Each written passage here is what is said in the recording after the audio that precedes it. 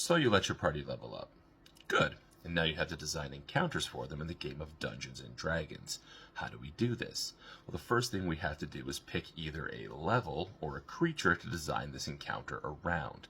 Today we're going to be picking levels 8 to 10 and using a CR12 creature called the Spirit of Moander. What does this creature do? Well, it is a huge plant creature sporting a respectable 19 armor class and 230 hit points.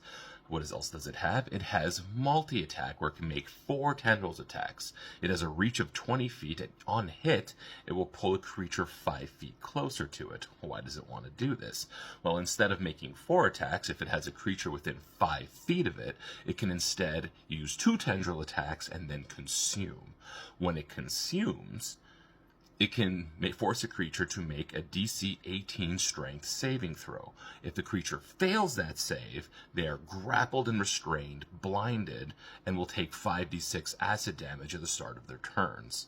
That is a pretty respectable chunk of damage, especially since this creature has plus 10 to hit and deals 1d10 plus 6 and 3d6 acid damage on hit.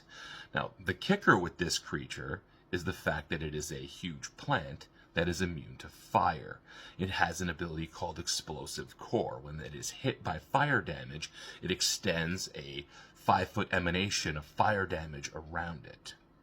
What can we pair with this creature to make it more powerful? Because any good creature by itself is no match for any party of adventurers around the same level as its CR, and we need to give it friends. I suggest a couple of fire elementals, because fire elementals pop off fire damage in a 10-foot emanation from the elemental. What is that going to do? It's going to set off a chain reaction where you're pumping fire damage into that poor grappled target, creating a lot of pressure.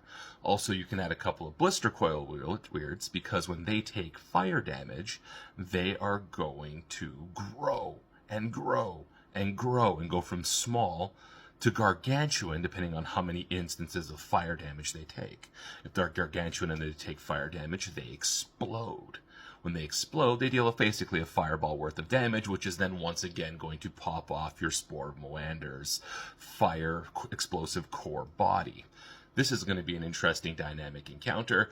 Everything in this encounter is prone to intelligence saves. So things like Synaptic Static, things like Tasha's Mind Whip, they're going to mess up your encounter, and that's okay. Your party needs outs, because otherwise this encounter can be quite deadly.